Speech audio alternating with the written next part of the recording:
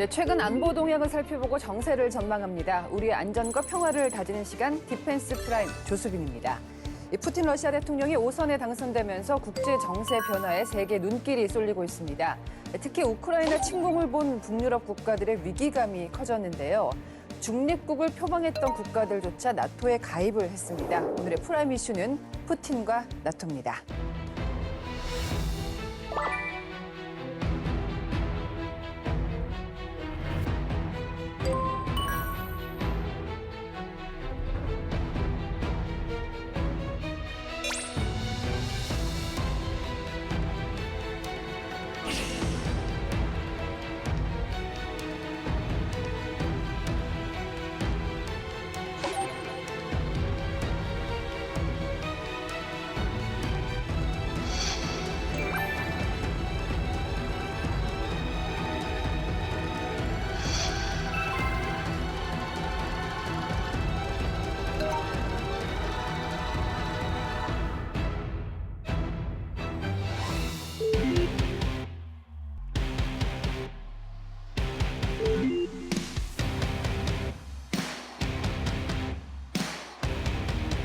푸틴 대통령이 진짜로 5선에 성공을 했습니다. 그러면서 북유럽이 느끼는 안보 위기감이 상당할 텐데요.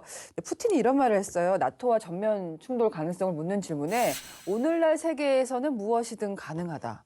자기 맘대로 하겠다는 말처럼 저는 들었는데 이게 갖고 있는 그 함의 어떤 뜻일까요? 이 얘기는 뭐 예전부터 나왔던 얘기이고 푸틴은 이제 예전에 짜르가 되고 싶어 하는 거거든요. 과거에 있는 러시아 제국의 영광을 되찾고 싶어 하는 거예요. 예. 하는 건데 나토하고의 어떤 전면 충돌까지 할 수 있다라는 어떤 그런 것까지 얘기하는 건 뭐냐면 솔직히 우리가 정치적 수사에서 너무 강한 부정은 긍정이거든요. 2년이 넘는 동안에 그 전쟁이 이루어졌기 때문에 양측에 지금 피해가 너무 심해요. 국제사회의 어떤 피로도 심하고 그러면서 뭐 뉴스 기사를 보니까 7월에 있는 뭐 파리 올림픽에서 뭐 휴전에 뭐 얘기를 할 수 있다 이런 거 하는 거는 결국엔 뭐냐면은 지금 현재 승기를 잡고 재선에 성공을 했지만은 러시아 내부에도 좀 문제가 많다는 거죠. 그러니까 이거를 제가 보기에는 휴전을 좀 해야 될 타이밍인데 내가 중이 제 머리 못 강다는 말이 있는 것처럼 네. 국제사회 너네들이 좀 잘 중재를 해줘라. 어떻게? 러시아에게 유리한 방향으로. 예. 이런 얘기를 하면서 좀 이렇게 강압적으로 이렇게 수사를 하는 것이죠. 일반 그러니까 기싸움에서 밀릴 수는 없으니까 강한 방법을 당연하죠. 내놨다. 어떻게 보셨어요? 지금 이 얘기는 푸틴이 예전부터 해온 얘기예요. 이 얘기를 왜 했나도 중요하잖아요. 푸틴이 예전에 얘기했던 공식석상의 발언을 보면 첫 번째, 민주, 자유, 정의 이거 누가 정했느냐. 서구 중심의 기준이 나는 싫다. 각국의 문화와 전통이 다른데 왜 민주, 자유 이런 것을 규칙으로 정해서 나한테 강요하느냐. 러시아는 러시아가 원하는 것을 할 수 있다는 얘기거든요. 두 번째는 뭐냐 하면 가치관의 우선순위가 다를 수 있다는 얘기를 네. 했어요. 서구가 얘기하는 인권, 경제, 복지 이것이 러시아의 우선순위는 아니라는 거죠. 그러면서 뭐라고 얘기를 했냐면 그런 가치가 그렇게 중요하고 나한테 그것을 하라 말라고 얘기할 정도면 너희들이 잘 돼야 되는데 미국이 지금 범죄나 마약 이런 데서 자유롭느냐. 내가 보기에는 아니다. 유럽이 경제 가지고 그렇게 블락 만들고 러시아 빼놓고 자기들끼리 뭉쳤는데 지금 잘 살고 있느냐. 그렇지 않다는 거죠. 그러니까 지금부터 나는 하고 싶은 것을 할 것이고 네. 내가 하고 싶은 것을 하는 것은 러시아가 좋다고 생각하는 것을 할 것이고 네. 그렇다면 나는 무엇이든지 할 수 있다. 이 얘기를 하는 겁니다. 푸틴 마이웨이 가겠다 이 뜻인데 그 핀란드뿐만 아니라 스웨덴 같은 경우에도 200년 동안 이제 중립국이었잖아요. 그런데 결국 나토에 가입을 했단 말이에요. 안보 지형이 아주 빠르게 바뀌고 있는데 어떤 변화를 가지고 올까요? 이게 일단 러시아가 굉장히 기분 나쁜 변화인 거예요. 나토가 지금 현재 스웨덴하고 핀란드를 가입시킴으로써 바뀐 게 뭐냐 하면 일단 첫 번째는 러시아의 스위치가 없어진 거예요. 이건 뭐냐면 스위치라는 것은 내가 누르면 온이 되고 누르면 꺼지는 거잖아요. 그런데 핀란드하고 스웨덴이 나토에 가입함으로써 이게 피복이 벗겨진 전선이 된 거예요. 누르면 그냥 감전되는 거예요.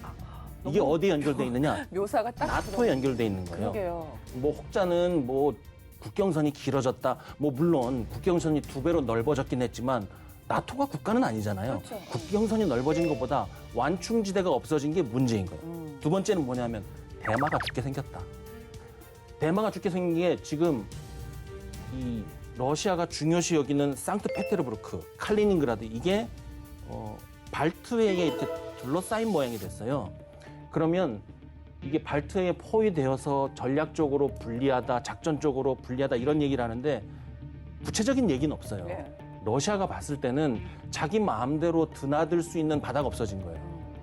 자기 마음대로 드나들 수 있는 바다가 없어졌다는 얘기는 뭐냐면 러시아의 가장 전략적으로 중요한 뭐 핵잠수함이라든지 항공모함이라든지 이런 거를 왔다 갔다 할 때 나토 소속의 국가들이 뻔히 들여다보고 있는 거잖아요. 네. 눈으로 보고 있는 것도 중요하지만 통신 감청 이거 맘만 먹으면 할 수 있는 거거든요. 그러니까 러시아의 목소리도 귀를 기울일 필요가 있고 네. 세 번째로 지금 러시아가 기분 나쁜 부분이 북극을 자꾸 건드리는 거예요. 북극 지금 러시아가 굉장히 오랫동안 노리고 있었거든요. 러시아가 거기를 노리는 이유는 당연히 땅이 있으니까 노리는 건데 지금 기후 변화 때문에 거기 온도가 계속 올라가잖아요. 얼음이 녹고 있잖아요. 2040년에는 여름에는 거기 막 다닐 수 있다는 거예요. 그래서 거기 황금 항로라고 지금 부르고 있는데 이거 북유럽 국가들 나토에 가입하니까 네. 자기가 마음대로 북극권을 주장할 수 없거든요.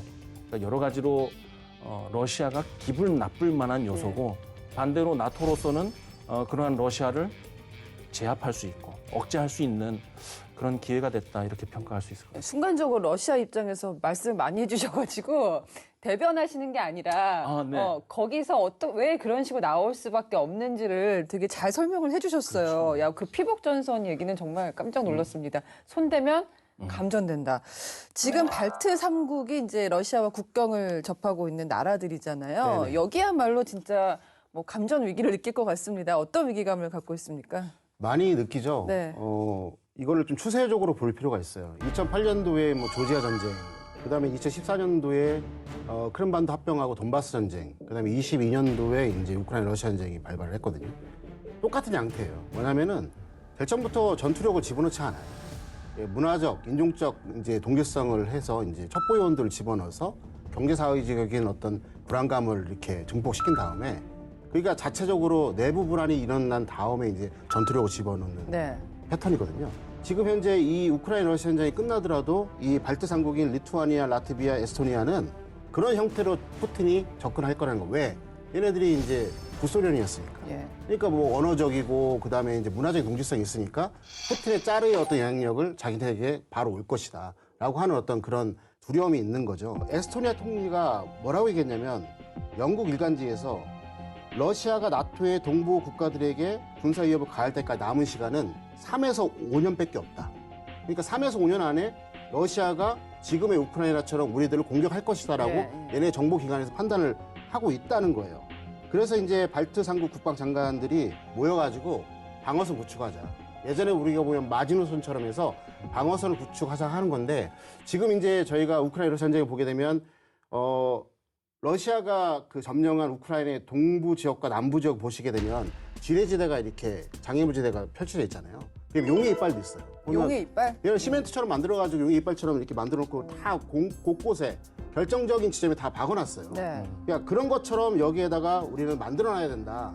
라고 하면서 에스토니아 국방장관은 뭐라고 했냐면 우크라이나가 이번에 왜 실책한 이유가 뭐냐. 국방 설비, 탄약 병력 이외에도 물리적 방어물을 하지 않았기 때문에 이번 침공을 당했다라고 얘기를 하고 있어요. 예, 예. 그렇기 때문에 이 물리적인 방어력을 방어벽을 우리는 꼭 만들어야 된다. 벨라루스하고 러시아가 공격을 할 거니까 국경선 일대에다가 그 장애물지대를 촘촘히 다 설치를 하겠다는 의지를 표명을 한 것이죠. 예. 예, 지금 그래서 얘네들이 느끼는 거는 뭐냐면 우리가 생각하는 것보다 더 치명적인 위협을 느끼고 있다는 거예요. 다음은 치명적인- 나다. 다음은 나다. 네, 그렇게 생각하고 거의 있는 칼이 내 목 아래까지 그렇죠. 들어왔다. 예, 그렇지 않으면 이 국방장관들이 이렇게 그 수위가 높게 발언할 수가 없는 것이죠. 예. 나토가 이제 최대 규모 군사 훈련을 벌인 것도 눈에 띄는데요. 롭 바우어 나토 군사위원장 이런 말을 했습니다. 러시아와의 분쟁에 대비하기 위한 거 꼭 집었단 말이에요. 그러니까 이번 훈련을 바탕으로 해서 나토군 배치 같은 계획을 세운다고 하는데요. 어떤 훈련이 이루어졌습니까? 지금 올해의 대표적인 훈련은 스테디패스트 디펜더라고 해서 네. 번역을 굳이 하자면 확고한 방어자. 이게 스테디패스트 시리즈는 나토가 계속 하고 있는 훈련이에요. 특히 2008년에 러시아가 조지아 침공했을 때 훈련 크게 한 번 했고 2014년에 러시아가 크림반도 강제 합병하고 돈바스 지역 침공했을 때 크게 한번 했어요. 이 스테드패스트 2024에 한 15개 정도의 작전, 훈련이 들어가 있고요. 그중에서 이제 우리가 관심 가질 수 있을 만한 거는 첫 번째는 노르딕 리스판스. 이게 뭐냐면 이제 북쪽의 대응 이런 뜻이잖아요. 쉽게 말하면 이게 혹한기 상륙 작전이에요. 그러니까 그 새로 가입한 스웨덴이라든지 핀란드 이런 북유럽 쪽에 가상의 적이 침공해 왔을 때 그것을 어떻게 방어할 것이냐 하는 실전적인 방어 훈련이죠. 우리가 눈여겨볼 것은 여기에 굉장히 많은 자산이 들어오는데 첫 번째는 해병대 전력이 들어간다는 거예요. 해병대 전력이 들어간다는 것은 상륙을 전제로 하고 상륙을 전제로 한다는 것은 지상군이 들어가는 거잖아요. 공중전이나 해상전은 열전이나 치열한 전쟁이라고 볼 수가 없어요. 지상군이 들어가면 그건 진짜 전쟁이에요. 그러니까 이것은 하나의 전쟁을 상정하고 기정사실화하고 준비하는 훈련이다. 그리고 여기에 스웨덴군 4,500명을 포함해서 잠수함, 호위함, 상륙함, 항공모함 50척, 그리고 항공장비, 뭐 전투기, 해상 초계기, 헬기 또 이게 한 100여 대가 투입이 돼요.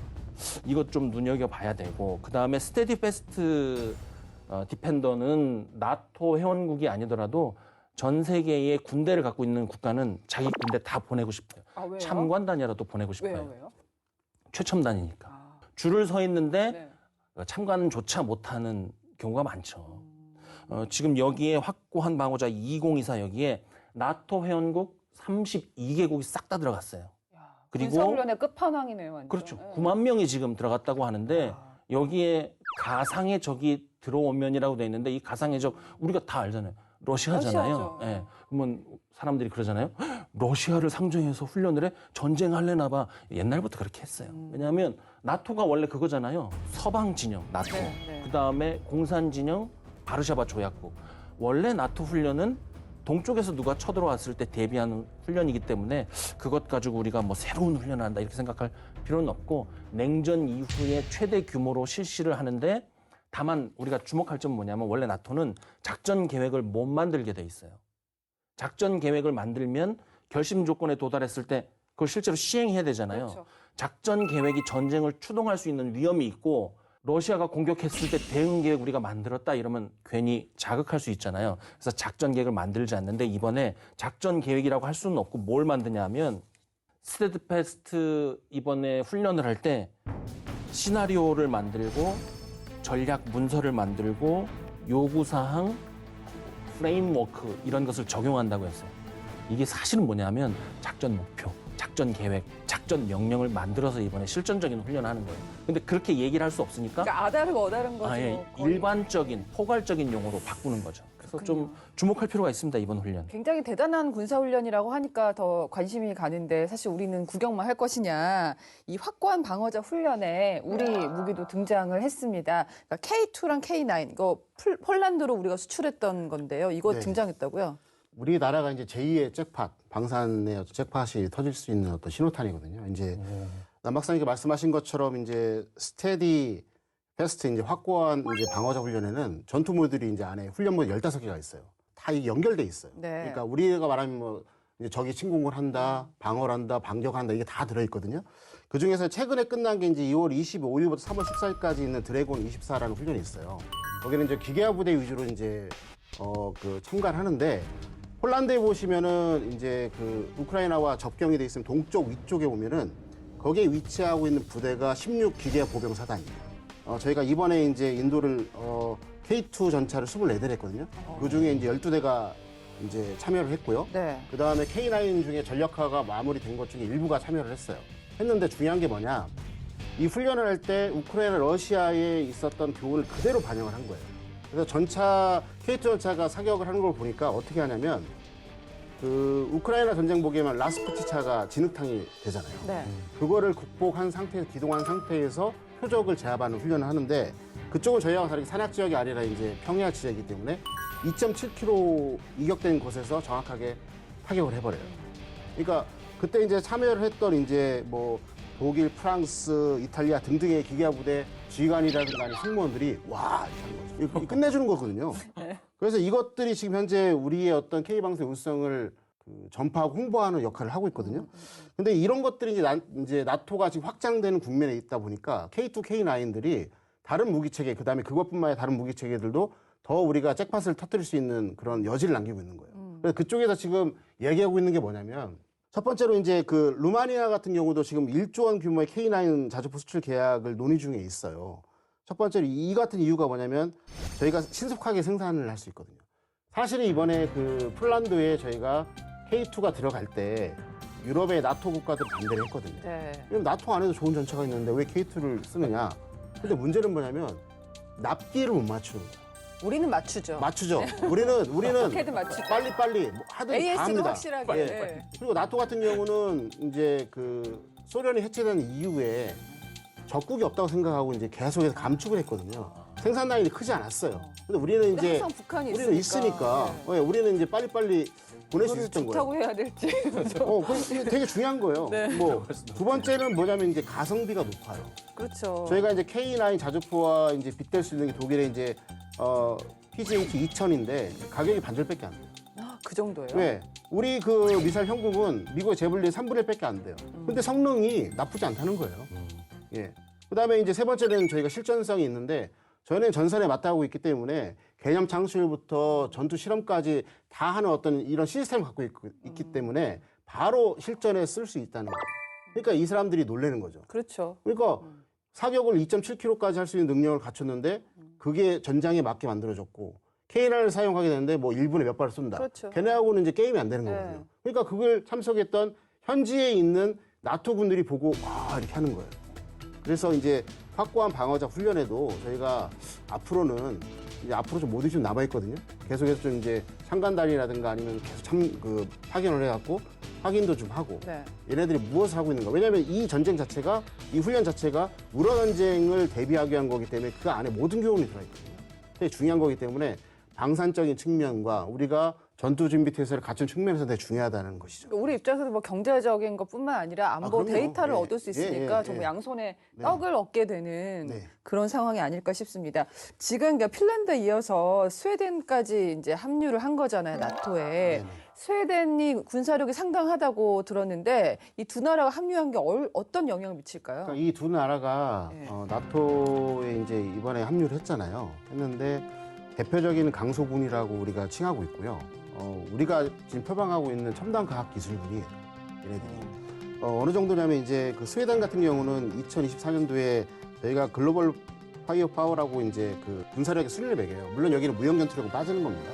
기동력, 화력 이런 것만 하는 건데 2023년 기준에서 스웨덴 같은 경우 현역은 23,600명 정도가 되고요. 예비군은 이제 31,300명입니다. 작죠.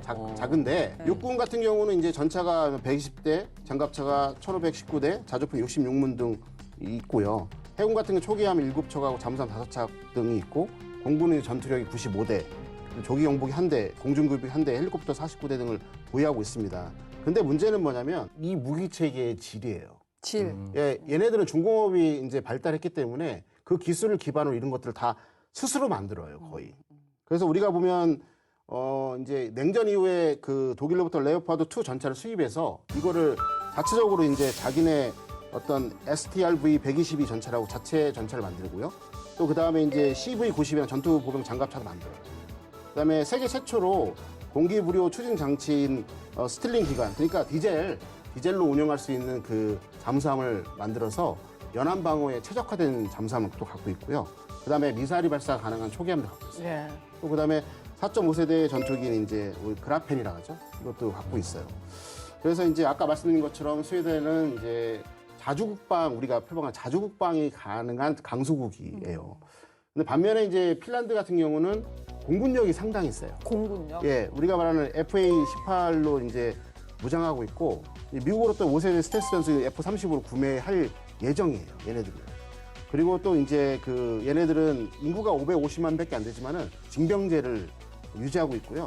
그다음에 최대 유사시에 90만 명까지 동원할 수 있어요. 왜 그러냐면 핀란드 같은 경우는 예전에 겨울 전쟁을 했잖아요. 예, 그 기억이 있는 거예요. 지금. 그러니까 작은 나라지만 이렇게 전투력을 유지하고 있는 거예요.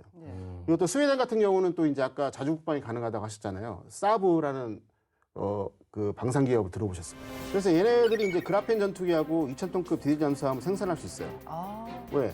또 스웨덴이 뭐 엔진이 철강 있습니다. 이런 거 예, 진짜 유명하잖아요. 우리나라가 아까 말씀드린 것처럼 K2 전차가 유럽에 선택을 받은 것처럼 얘네가 그걸 할 수 있다는 거예요. 그렇죠. 유럽 자체에서.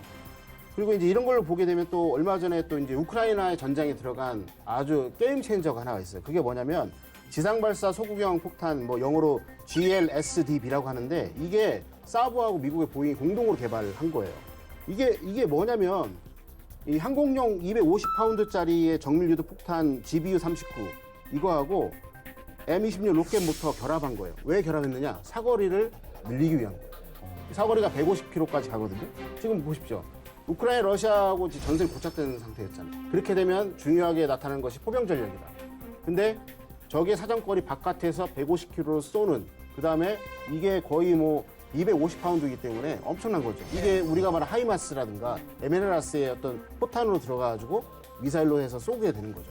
엄청나게 큰 효과가 있는 것이죠. 그래서 이런 걸 봤을 때 핀란드와 스웨덴이 이제 나토에 합류하면서 해군력과 공군력, 그 다음에 지상력 중에서 지상 그 전투력 중에서 특별하게 어떤 사거리가 긴 어떤 포탄 이런 것들이 상당한 어떤 강점을 갖게 되는 것이죠. 예.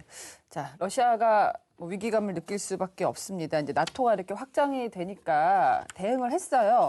군 관부 14년 전에 폐지했던 데라고 하는데 이게 뭐고 네. 이걸 다시 살렸다는 게 어떤 의미인가요? 밀리터리 디스트릭트. 아, 그럼 영어로 하니까 더 쉽네요. 결국은 이제 군대가 모든 것을 관장하겠다는 아, 거죠. 예. 우리가 일반적으로 사회라 그러면 정치, 사회, 문화, 군사가 각각 제 역할을 하는 것이 우리 서구 사회가 만들어 놓은 이 사회의 기본적인 모습인데 우리 중세에 가보면 군이 모든 것을 주도해서 사회를 통합할 때가 있어요. 네. 군사, 재판, 재정. 그게 현대 사회에는 맞지 않는 것으로 이제 결론이 났는데 러시아는 옛날 소련 시절부터 이걸 한 번씩 했다가 해지했다가 해지했다 이렇게 유행처럼 한 번씩 돌려요. 그래서 전쟁이 임박됐다고 판단됐을 때는 전쟁의 최전선에 있는 지역을 군관구로 바꾸는 것이죠. 이렇게 했을 때의 장점은 빠르게 분사화할 수 있는 거죠. 그 모든 것을. 우리가 일반적인 산업체가 전쟁이 나면 방산산업체가 되도록 확 일거에 뒤집을 수 있는 그런 모델을 평소에 만들어 놓잖아요. 그러니까 모든 사회를 방산산업체에 기여할 수 있는 그 하위 기구로 만들겠다는 게 러시아의 그림인데 이거를 미국의 싱크탱크 전쟁연구소에서 뭐라고 그랬냐면 푸틴이 지금 단기적으로는 우크라이나전에 대비하기 위해서 이렇게 했지만 장기적으로는 나토하고 전쟁하려고 지금 이렇게 준비하고 있는 것이 아니냐 이렇게 얘기를 하고 있어요. 네. 나토 국가들이 우크라이나 러시아 전쟁 이후 군비 증강을 했단 말이에요. 만약에 러시아와 전면전을 하게 된다면 제대로 대응할 만한 수준까지 올라왔습니까? 저는 좀 부정적으로 보고 있는데요. 근데 이게 뭐 나토의 잘못은 아니에요. 아까 말씀드린 것처럼 소련이 해체된 이후에 뭐 공식적이고 이제 치명적 이유가 없어졌기 때문에 나토 회원국들 안에서는 뭐 어느 정도 수준의 어떤 전력을 유지할 의미가 없었거든요. 그 돈을 가지고 경제 발전에 이제 전환해서 썼기 때문에 그럼에도 불구하고 이제 푸틴이 집권하고 나서 푸틴의 의도를 잘 못 읽은 거에 대해서는 실책이 있는 거죠. 그래서 이번에 월스트리트 저널에서 지난해 12월에 이제 나토를 향해 독서를 품어요. 그 제목이 뭐냐면 허약한 유럽 군대와 텅 빈 무기고라고. 허약한 유럽 군대와 텅 빈 무기고. 예. 요 직역을 하면 그렇게 되는 거예요. 독서를 품는데 뭐라고 하냐면 유럽에서 가장 많은 국방비를 지출한 영국이 당장 전장에 배치할 수 있는 무기는 전차 150대와 장사정포 10여 문 뿐이다. 그냥 저 모르는 사람이 들어도 너무 적은데요. 너무 네. 조금밖에 안 되잖아요. 예. 그 다음으로 많은 국방비를 지출하는 프랑스는 90문 미만의 중야포를 전장에 배치할 수 있다. 매달 우크라이나 전장에서 파괴되는 러시아 야포의 숫자와 유사하다. 이렇게 독서를 품어요. 또 있어요. 덴마크는 중야포, 잠수함, 방공체계 등을 보유하고 있지 않다. 아예? 예. 독일의 탄약 보유량은 이틀치에 불과하다. 이렇게 얘기를 하고 있고요. 예. 이렇게 된 이유는 뭐냐면 진짜 이게 핵심적인 독설이거든요. 냉전 종식 이후 수십 년 동안 나토 회원국들이 전력이 전쟁 수행에 제한될 정도로 쪼그라든 결정적인 이유는 막강한 군사력을 갖춘 미국이 나토와 유럽의 방위 정책을 주도했기 때문이다라고 얘기를 해요. 그리고 지난해 기준으로 미국은 나토 국방비의 70%를 지출했다. 얘기를 하고 있어요. 이게 무슨 말이냐면 지금 사람들이 말하는 게 나토군이 종이호랑이다라고 얘기하는데 미국을 빼면 종이호랑이가 되는 거가 맞는 것 같고요. 지금 서둘러서 이제 군비 증강을 하고 있는데 군비 증강을 한다고 해도 그게 전투력이 올라가는 게 아니에요. 제가 보기엔 지지는 않겠지만은 결국에는 이렇게 우리가 자유민주주의 사회를 살아가고 있는 이 나토국들이 러시아하고 전쟁을 해봐서 다 파기가 되면 무슨 의미가 있어요? 예. 그러니까 전쟁은 전승, 피 흘리지 않는 온전한 승리를 해야 되는데 전승이 안 된다는 거죠. 그 우크라이나 전쟁의 명분이 나토가 동진하기 때문이다였잖아요. 그러니까 토니 블링컨 미국 국무장관 이런 얘기를 합니다. 푸틴의 우크라이나 침공이 러시아에 안긴 전략적 참패. 그러니까 결과적으로 되레 이제 나토의 반격이 넓어지면서 한 얘긴데 어떻습니까? 이게 러시아한테 자충수로 작용한 겁니까?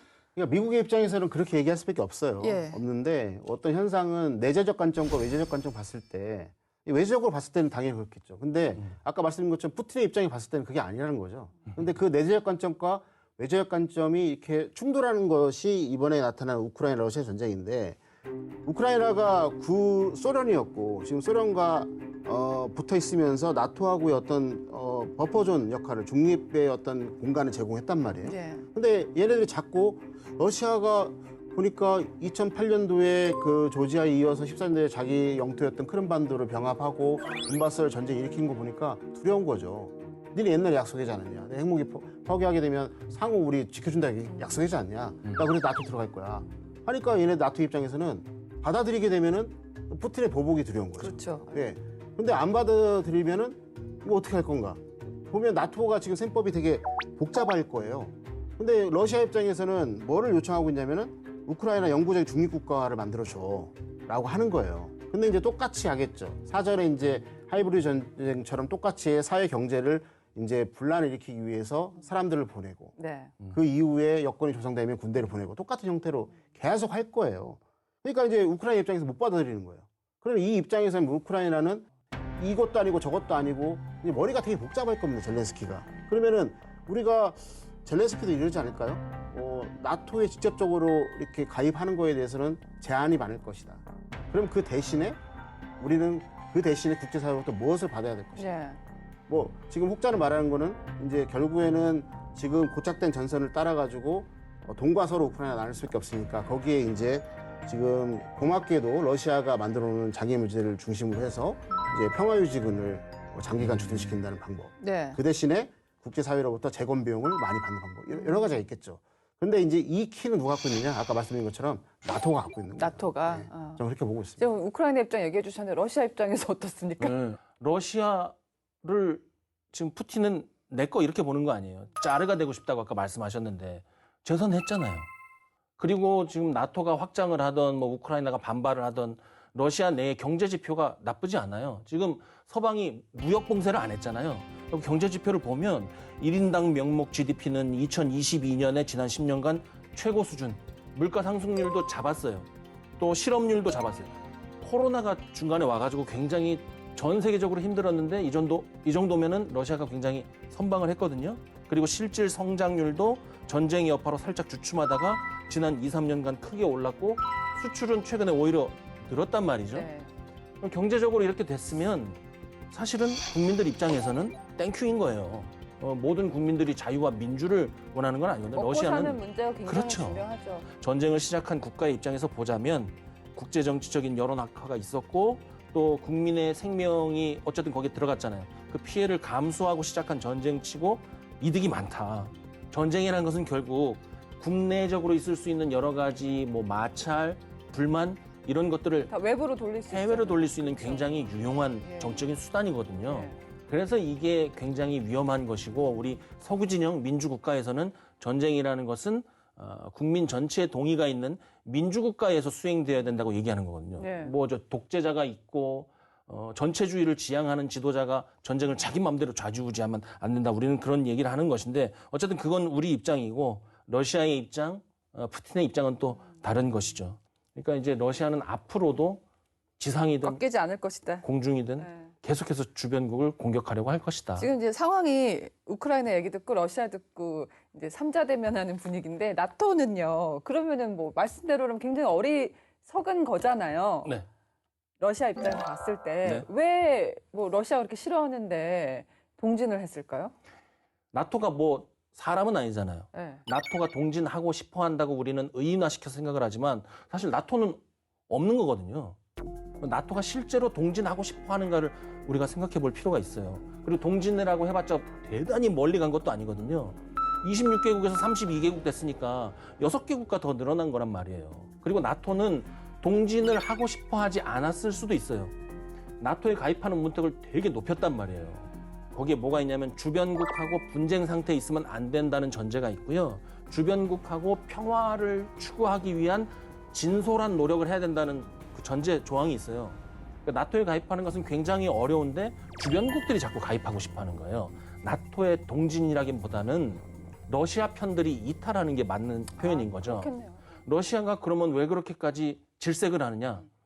아니 나토가 동진하는 것도 싫고 내 편이 이탈하는 건 사실 훨씬 더 싫죠. 내 편이었던 사람이 돌아서 갖고 나한테 칼 꽂는 게 더 싫죠. 저 싫잖아요. 네, 오늘 그 나토의 확장과 안보 정세 변화를 짚어보고 있습니다. 그렇다면 우크라이나의 나토 가입 문제는 어떻게 되고 있을까요? 딥하고에서 알아봅니다.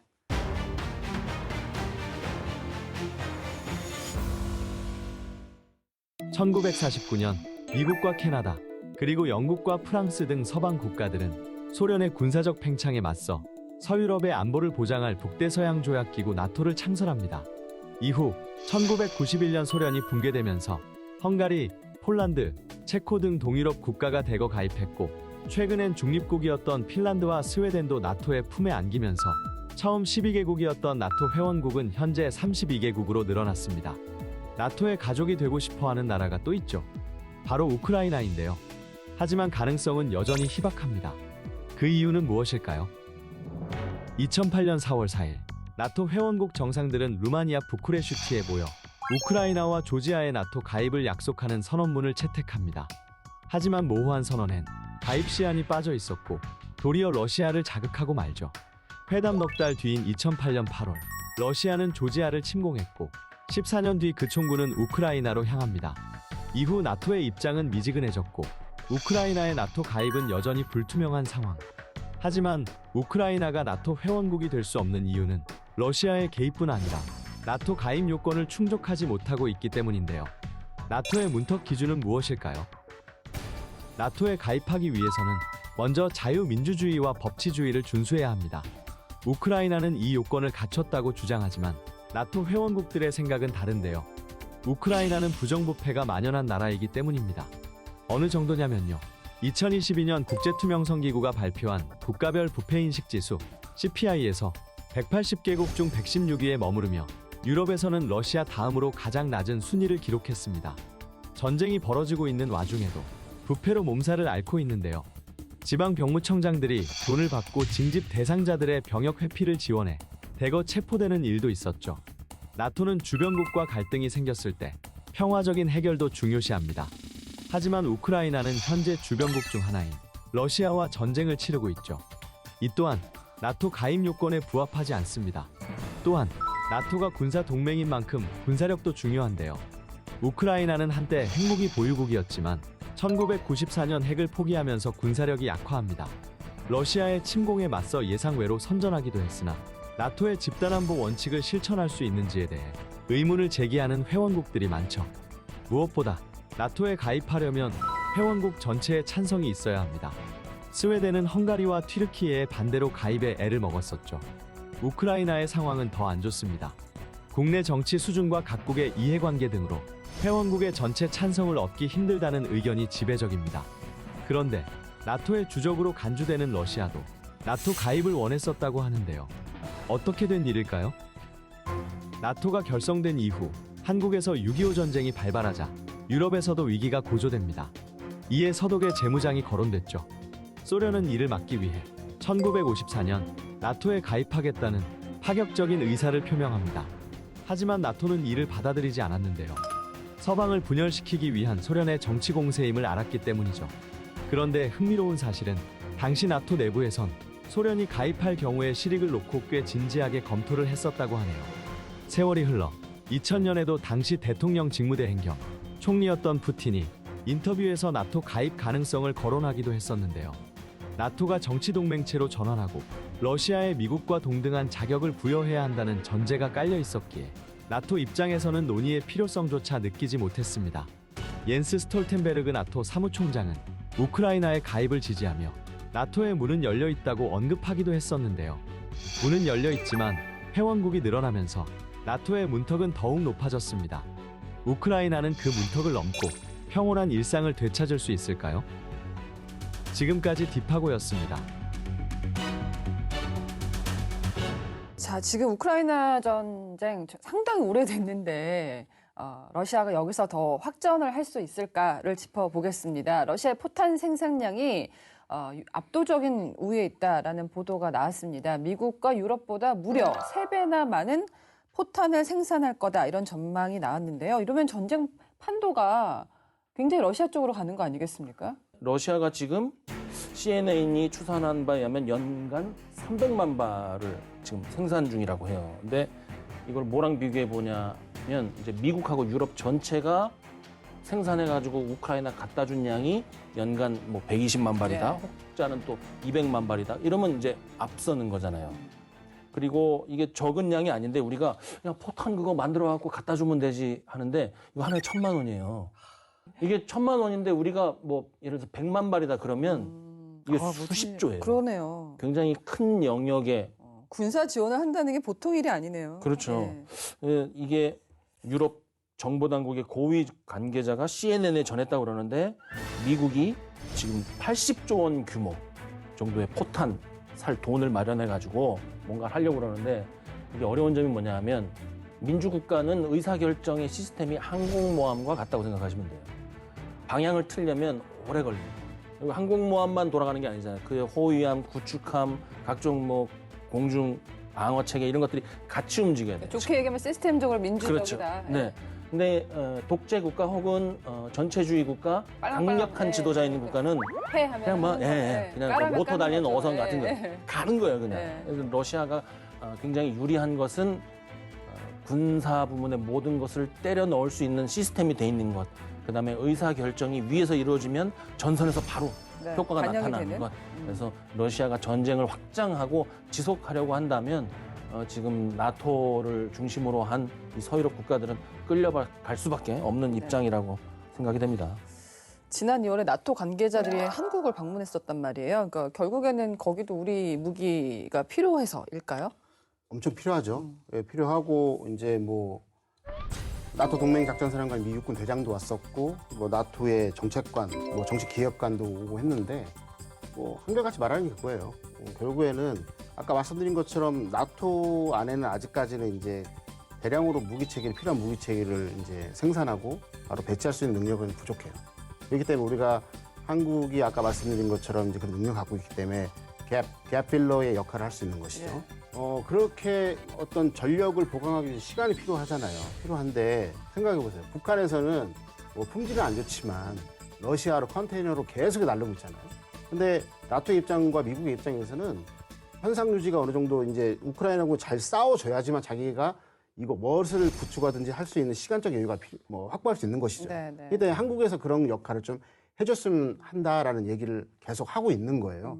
근데 이제 이게 우리나라 입장에서는 아까 말씀드린 것처럼 방산의 어떤 잭팟이 될 수 있지만은 이게 어떻게 보게 되면은 그 반대편에 있는 네거티브의 어떤 그런 뭐랄까 효과를 가져올 수가 있어요. 네거티브요? 예, 왜 그러냐면 저희가 뭐 중국이나 러시아 이런 어떤 거리주의 국가들과의 어떤 교역량이라든가 만만치 않거든요. 네. 우리.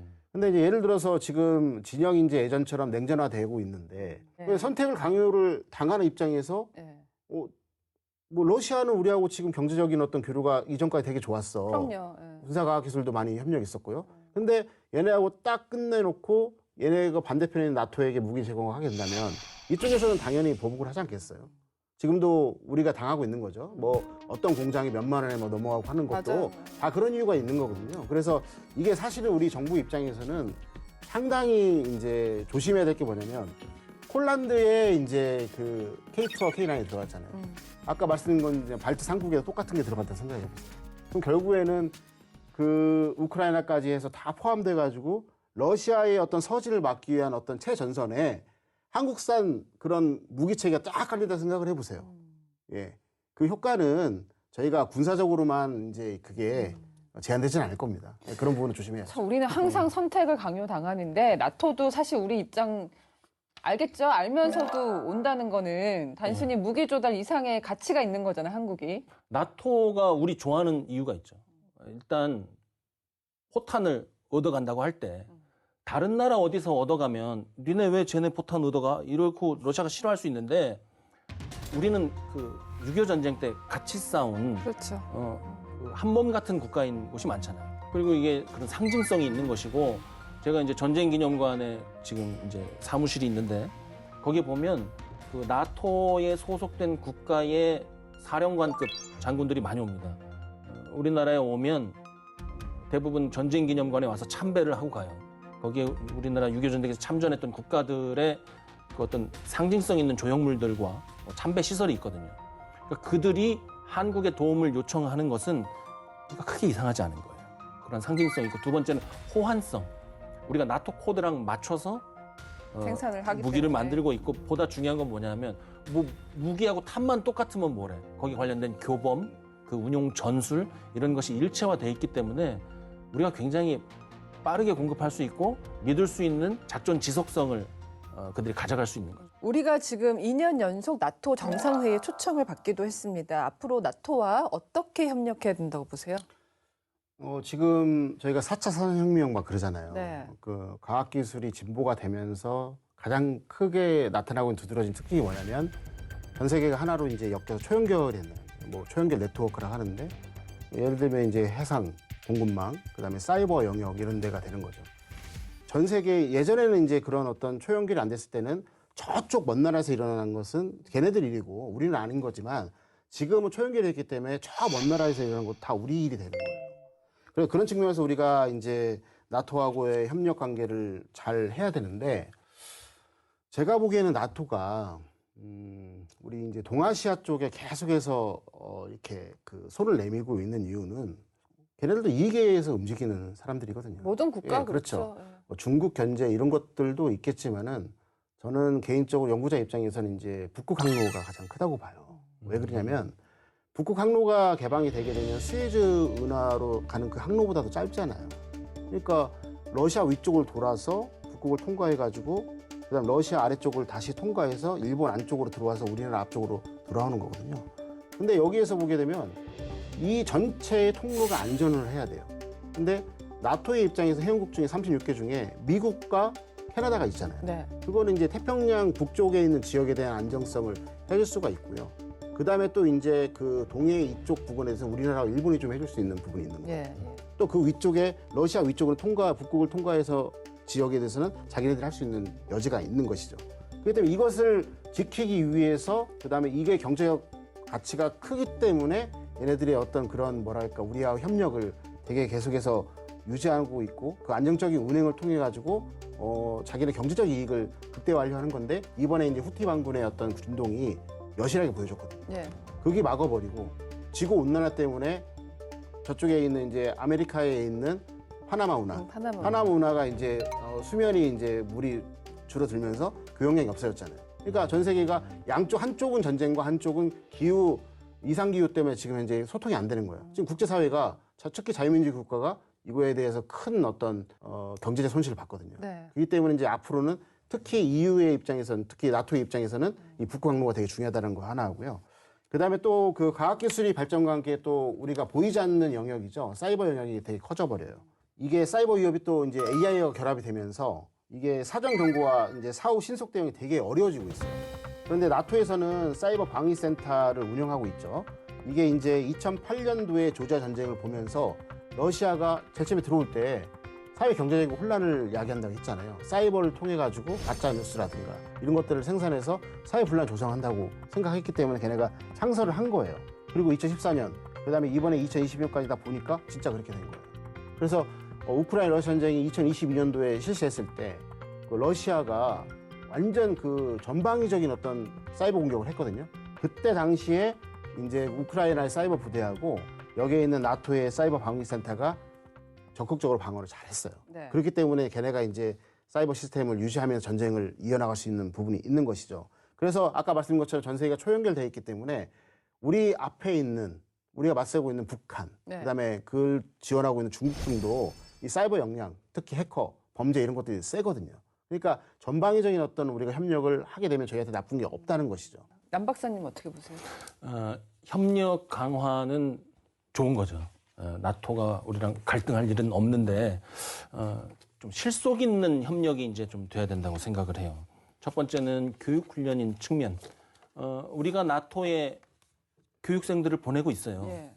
나토에서도 우리가 교육생을 좀 받아야 됩니다. 그래서 그 나토에 소속된 그 선진 유럽 군대의 엘리트 장교들이 한국을 이해하고 돌아가서 그 나라의 총수가 되었을 때 얼마나 그 효과가 클 것이냐 그 생각을 해야 되고요. 그 두 번째 실속은 훈련을 좀 같이 해야 됩니다. 지금 전쟁하고 있는 나라들이잖아요. 거기에 가서 전쟁을 하는 그 나라가 방금 말씀하신 초연결을 어떻게 다루는지 작전을 실제로 어떻게 하는지 하다못해 명령서 작성을 어떻게 하는지를 가서 같이 체험을 해야 된다는 거죠. 참관단을 넘어서서 연합 합동 훈련을 해야 되고 그다음에 편제와 관련된 그 구조랄까요? 또 지휘 체계 이런 데 대한 정보 특히 첩보 수집과 그것의 해석, 뭐 AI 운용 이것의 최첨단을 나가고 있거든요. 그거를 우리가 공유할 수 있는 수준까지 가야 되고요. 지금 이제 다행인 것은 우리가 지금 무기 장비를 공유하고 있잖아요. 우리 거 주고 있잖아요. 네. 그렇기 때문에 무기 장비적인 측면에서도 그냥 수출만 하는 것이 아니라 지금도 잘하고 있지만 우리가 무기나 장비를 팔았을 때는 그 관련된 교육 훈련, 정비 매뉴얼, 관련된 뭐 시스템 이런 것도 같이 패키지화해서 그들이 구입해서 한국과 함께 손잡고 해결한다. 이런 수준으로 나갈 수 있도록 협력을 좀 더 실속 위주로 강화해야 된다고 생각합니다. 예. 자, 나토의 확장과 러시아와의 관계 그리고 우리의 협력 방향까지 알아봤습니다. 오늘 디펜스 프라임은 여기까지입니다. 저희는 매주 금요일 밤 10시 국방TV와 국방TV 유튜브 채널에서 동시에 여러분을 찾아갑니다. 고맙습니다.